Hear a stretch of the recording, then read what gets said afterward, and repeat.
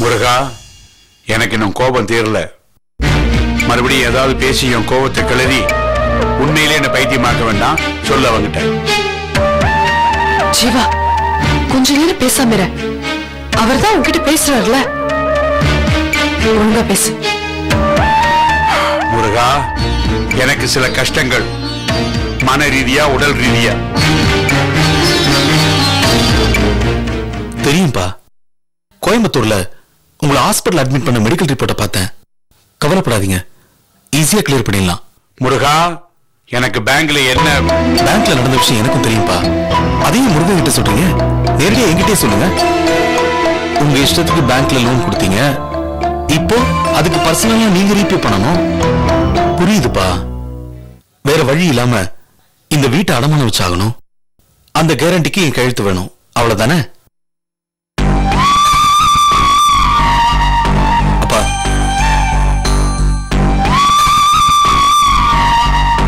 இப்பதான் அம்மா கேட்டாங்க, பல வருஷத்து உறவை இப்படி மறந்துட்டீங்க.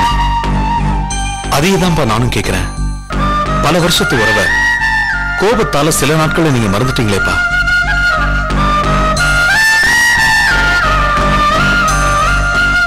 முருகன் உங்களுக்குள்ள இருக்கலாம், எனக்குள்ள இருக்கலாம். ஆனா நம்ம 2 பேருக்கும் நடுவில் இருக்க கூடாதுப்பா.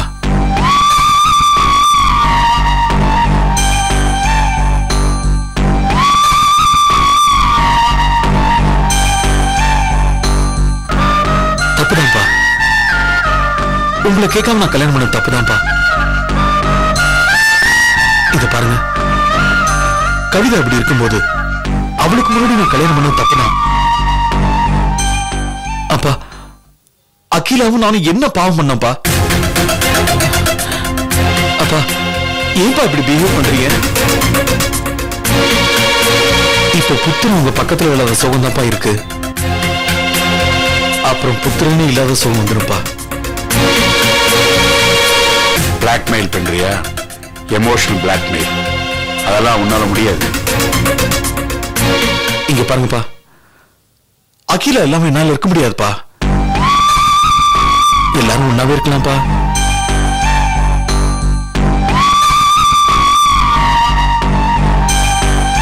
அப்பா, please try to understand me. தெரிஞ்சிருக்கேன், மறுபடியும் சேர வாய்ப்பு இல்லை. ஏப்பா, மனசளவுல சேர்ந்துக்கலாமேப்பா. வரும்போதும் போகும்போதும் நீங்க பேசாம இருந்தா என்ன அர்த்தம்? அப்பா, விட்ட உறவை வெட்டாம தொடரலாமேப்பா. கவலைப்படாத ஜீவா, முருகர் நம்ம கூடவே இருந்து எல்லாத்தையும் பார்த்துட்டு தானே இருக்காரு. இந்த அளவுக்கு நம்ம அப்பாவை இறங்கி வர வச்சவரு இன்னும் இறங்கி வர வைப்பாரு. எல்லாம் சரியாயிடும்.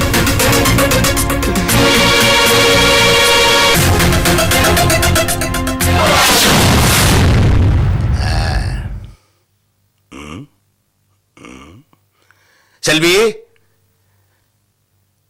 ரகு, வாங்க மாமா. என்ன ரகு, எப்படி இருக்க? எங்க அம்மாவை காணோம்? குட்டு வெளிப்பட்டு போச்சா? மறுபடியும் பழைய இடத்துக்கு அம்மா அனுப்பிச்சுட்டியா? அப்பா, அந்த வயிற்றுல தான்ப்பா நீ 10 மாசம் இருந்த. இது பார், அதை ஞாபகத்துல வச்சுக்க. ஊரார் கையில சாபம் வாங்கலாம், பெத்து தாய்கிட்ட சாபம் வாங்க கூடாது. மாமா, அப்படிலாம் ஒண்ணும் நடக்கல. நீங்க சொன்ன பொய்யால அம்மாவுக்கு இந்த வீட்டுல இப்ப ராஜ மரியாதை. கொஞ்சம் கீழே. அப்படியா? பரவாயில்ல, சரிதான். மாமா, விஷயத்த கேளுங்க. சொல்லு. இன்னைக்கு அம்மாவுக்கு கண் வலின்னு சொன்ன உடனே இந்த செல்வி அம்மாவை கூட்டு ஹாஸ்பிட்டல் போயிருக்கா. அன்னைக்கு ஆசிரமத்துக்கு போகும்போது ஆட்டோ செலவுக்கு 20 ரூபா கேட்டிருக்காங்க. அதை கூட கொடுக்காதவ இன்னைக்கு 20,000 ரூபாய் செலவு பண்ணி அம்மாவுக்கு கண் ஆபரேஷன் பண்ணிருக்கா. மாமா, நல்லதானப்பா நடக்குது. நீங்க செய்ய வேண்டிய கடமை தானே நடக்குது. அது இல்ல மாமா, நடக்கிறதெல்லாம் பார்க்கும்போது எனக்கு என்னவோ பயமா இருக்கு. என்ன, நான் சொன்ன போயும் முன்னாடி தெரிஞ்சிருமோன்னா? ஆமா ஆமா. தெரிஞ்சா என்ன பாகும்? அட, உங்க அம்மாவை மறுபடியும் ஆசிரமத்துக்கு அனுப்பிச்சிருவாங்க தானே? கண்டிப்பா மாமா. நெய் பருப்பு போட்டு சாப்பிடட்டும், பதார்த்தம் போட்டு சாப்பிடட்டும், நல்லா சாம்பார் ஊத்தி பிசைஞ்சு சாப்பிடட்டும். உடம்பு கெட்டு போச்சுன்னா டாக்டர்கிட்ட போட்டோம், சுகர் டெஸ்ட் பண்ணட்டும், பிளட் டெஸ்ட் பண்ணட்டும். ஐயோ மாமா, அப்புறம் தெரிஞ்சா என்ன தெரியாட்டா என்னப்பா? ஐயோ அது இல்ல மாமா, செல்வியை பத்தி உங்களுக்கு தெரியாது. பொண்ணுங்கிற பேர்ல ஒரு பிசாசைய தலையில கட்டி வச்சிருக்காங்க. நீங்க சொன்ன பொய் மட்டும் அவளுக்கு தெரிஞ்சது, அம்மா மட்டும் இல்ல என்னையும் சேர்த்து கிழிச்சிருவா. இந்த பாரு, ஒரு பிசாசுக்கு புருஷனா இருக்கிறத விட பெத்த தாய்க்கு மகனா இருக்கிறது எவ்வளவு புண்ணியம்பா. கரெக்டா சொன்னீங்க. உன்னோட சண்டை போடுவா, ஆனா உன்னை வெளில அனுப்ப மாட்டா. ஏன் தெரியுமா? உனக்கு 18,000 ரூபாய் சம்பளம் வருது. என்ன மாமா நீங்க அத வாங்கணும். இன்னும் 6 மாசம் உங்க அம்மா நிம்மதியா இங்க இருக்கட்டும். நான் ஒரு பிளானோட வந்திருக்கேன். ரகு, இந்த சம்பள விஷயத்துல நீ சிதம்பரமா இல்ல மதுரையா? மதுரை தான். மாசம் மாசம் என் அக்கௌண்ட்டுக்கு கம்பெனி டெபாசிட் பண்ணிடுவாங்க. இவத வித்ட்ரா பண்ணி வீட்டு செலவெல்லாம் பாத்துக்கிறா. சம்பளம் இப்படி, பில் எப்படி? ஏன் மாமா? அதான் பக்கத்துல காட்டாதப்பா. ரகு, எனக்கு தெரிஞ்ச ஒரு ஃப்ரெண்டு கிரிதர்னு பேரு, டீனர் பிரான்ச்ல மேனேஜரா இருக்கான். சரி, அவன்கிட்ட நான் இப்போ பேசிட்டேன். 2 லட்சம் ரூபாய் உனக்கு கடந்துறதா சொல்லியிருக்கான். அவன் அட்ரஸ் தரேன், அவனை போய் பாரு. லோனை வாங்கப்பா முதல்ல. ஐயோ மாமா, எனக்கு எதுக்கு மாமா இப்ப லோன் எல்லாம்? எல்லாம் ஒரு காரணத்தோட தான் செய்யறேன். திமிங்கலம் கிடைக்கும் நினைச்சிட்டு இருக்கா உன் முண்டாட்டி. அவளுக்கு சின்ன மீனையாவது காட்ட வேண்டாமா? சின்ன மீனா? நீ லோனை வாங்கு. மாசம் 3000-4000 தானப்பா குறைய போகுது. அது இல்ல மாமா. பரவாயில்லப்பா மாமா, செலவு பண்றத கண்டுபிடிச்சா க்ளோஸ் பண்ணிடுவா. அவ இப்ப என்ன பண்ணுவா தெரியுமா? 50 லட்சம் 60 லட்சம் கனவு கண்டுட்டு இருக்காங்க. 60 லட்சம் இப்ப குட்டி போட்டு 1 கோடியில நிக்குது. அப்புறம் என்ன? இந்த 3000-4000 எல்லாம் கண்ணுக்கு தெரியாதுப்பா. இத பாரு, நான் சொல்றத செய். இத பாரு, என்னால இதெல்லாம் விலாவரியா சொல்லிட்டு இருக்க முடியாதுப்பா. எனக்கு அர்ஜென்டா வெளியில வேலை இருக்கு. சரி, நான் போயிட்டு வந்து அப்புறமா பேசுவோம். ஓகே.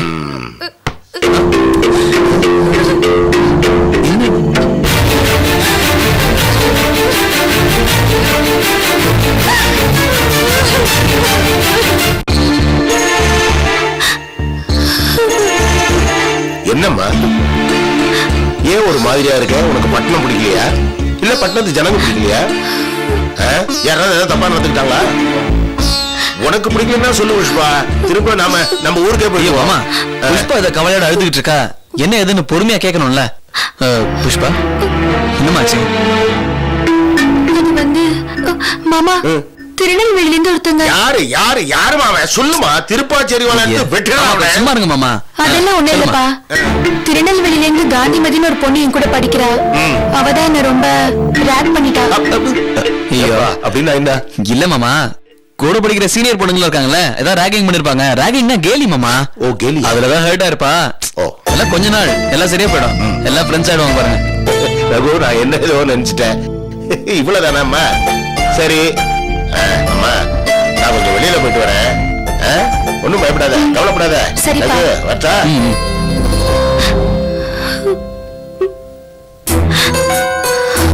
புஷ்பா, என்ன மாமா? உங்க அப்பா இருக்கும்போது போய் சொன்ன, இப்போ அது உண்மையை சொல்லு. எங்க இருந்து வர? நிஜமா காலேஜ்ல இருந்தா மாமா வரேன். மறுபடியும் நீ போய் சொல்லாத. நீ அப்பவே திருநெல்வேலின்னு ஆரம்பிச்சு அதுக்கப்புறம் மழுப்பின பத்தியா? அப்பவே எனக்கு தெரியும் நீ ஏதோ போய் சொல்றேன்னு. முரளி ஏதாவது திட்டினானா? என்னம்மா? ஆமா மாமா, செல்வி அக்கா தான் என்னையும் முரளியும் படத்துக்கு போயிட்டு வர சொன்னாங்க. எதுக்கு மாமா தலையில அடிச்சுக்கிறீங்க? செல்வி அக்கா சொன்னதுக்கா இல்ல முரளியோட நான் போனதுக்கா? இன்னைக்கு இருக்கிற மாடர்ன் உலகத்துல அக்கா சொன்னது தப்பு இல்ல மாமா, நான் போனதுதான் மாமா தப்பு. என்னம்மா, போன இடத்துல அவ ஏதாவது தப்பா பிஹேவ் பண்ணனா? அப்படியெல்லாம் ஒண்ணும் இல்ல மாமா, இந்த தேட்டர்ல ரொம்ப ஹர்ட் பண்ற மாதிரி பேசிட்டா மாமா. இந்த வீட்ல செல்வி மட்டும் தான் அப்படின்னு நினைச்சேன். அவ குடும்பமே அப்படிதான் இருக்கும் போல இருக்கு. மாமா, அவன் பிஏ படிச்ச திமிர்ல ரொம்ப ஓவரா பேசுறான் மாமா. அவன் கேட்டான், உனக்கு எந்த ஹீரோ ரொம்ப பிடிக்கும்னு. நான் சொன்ன பாக்கியராஜ் பிடிக்கும், சேரன் பிடிக்கும்னு.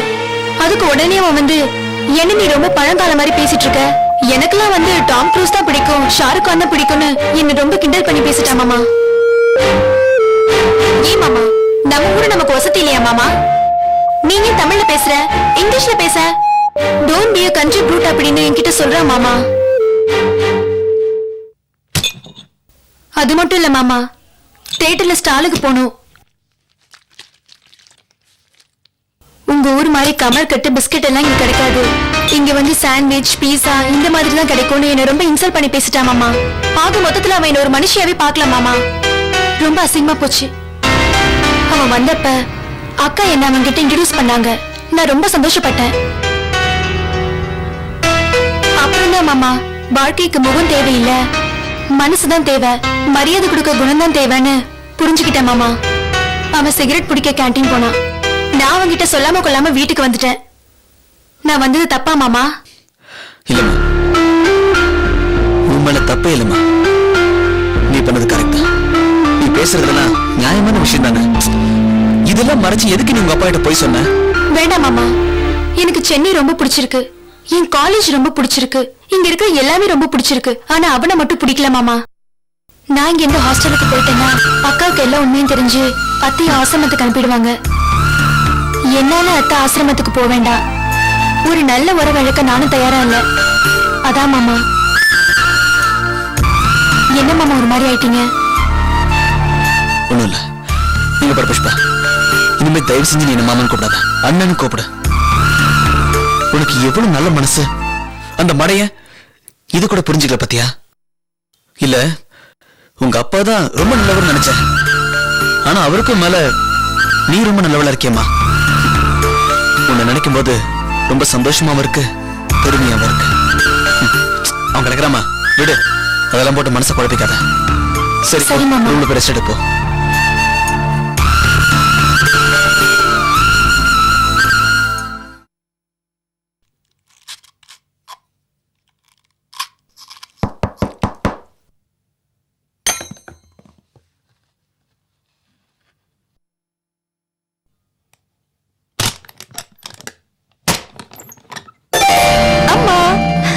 நீதானா? வா வா வா. நானேதான். சமையல்லாம் முடிஞ்சுதா? சமைச்சுக்கிட்டே இருக்கேன். வா உட்காரு வா. காய்கறி வெட்டுறீங்களா? ஆமா. சரி சரி, நான் ஹெல்ப் பண்றேன். ஒண்ணு வேண்டாம். என்ன இது? நான் உங்களுக்காக ஸ்வீட் வாங்கிட்டு வந்தேன். எதுக்குமா இதெல்லாம்? ஏன் அம்மாக்கு பொண்ணு ஸ்வீட் கொடுக்க கூடாதுன்னு ஏதோ புது ரூலா? உன்கிட்ட பேசி சமாளிக்க முடியாது. எனக்கு மூத்த குழந்தை பொண்ணுதான் பிறக்குன்னு சொன்னாங்க. ஆனா எனக்கு பிறந்தது விஷால். இருந்தாலும் எனக்கு மூத்த பொண்ணு நீதான். அப்படியா? சொல்லிக்கிட்டு மூத்த பொண்ணா? ஐயோ, அப்படின்னா விஷாலுக்கு அக்கா? ஏமா, நானே விஷாலுக்கு தங்கச்சியா இருக்கலாம்னா நீங்க என்ன திடீர்னு கன்ஃபியூஸ் பண்ணி அக்கா ஆக்கிட்டீங்க? ஆஹா.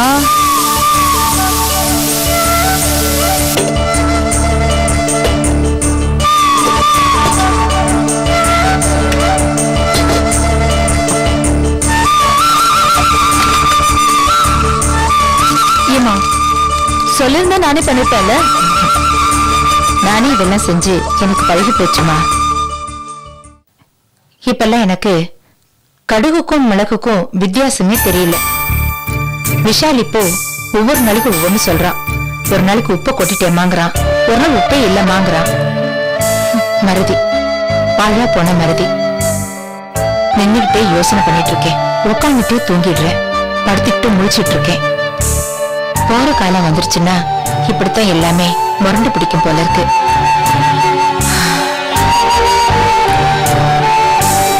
என்ன கீழே ஒரு 4 வார்த்தை ஆறுதல சொல்லுவேன்னு பார்த்தா இப்படி அமைதியா இருக்க. இல்ல, இந்த ப்ராப்ளம்க்கு எல்லாம் சொல்யூஷன் உங்களுக்கே தெரியாது. அதான் விஷாலோட கல்யாணம். உங்களுக்கு ஒரு மருமக வரணும். சந்தோஷமா ஸ்வீட்டோட வந்த, எதுக்கு வருத்தப்படுற விஷயத்த பேசுவானே.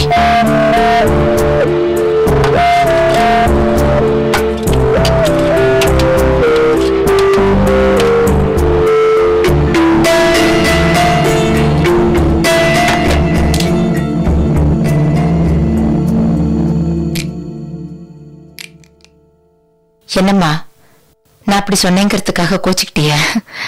இல்லைங்க, நான் எந்த விஷயத்தை பத்தி பேசணும்னு நீங்க சந்தோஷமா வந்தேனோ அந்த விஷயமே உங்களுக்கு வருத்தம் தரும்னு சொல்லிட்டீங்களே. ஆனா எப்படி பேசுறதுன்னு தெரியல. எதுவா இருந்தாலும் தயங்காம சொல்லு. நீ ஒரு முடிவெடுத்தனா அது கரெக்டா இருக்கும். அது வந்து எனக்கும் ஜீவாக்கும் கல்யாணம் ஆனது தெரியாம மாமா கோயம்புத்தூர்ல கோமதின்னு ஒரு பொண்ணை பார்த்துட்டு வந்தாரு இல்லையா? அது எனக்கும் தெரியும். அதான் முடிஞ்சு போன விஷயமாச்சே. அந்த கோமதியோட கதைய வெறும் முடிஞ்சு போன கதையா இல்லைன்னு அது ஒரு ஜீவனுள்ள வாழ்க்கை அமைக்கணும்னு எனக்கு ஒரு ஆசைமா. நீங்க சரின்னு சொன்னா அந்த கோமத்தைய விஷாலுக்கு பேசிட்டு வந்துட்டுமா? முன்ன பின்ன தெரியாத பொண்ணு, முகம் கூட பார்த்ததில்ல. எப்படி? அம்மா நம்ம பார்க்கவே வேண்டாம்.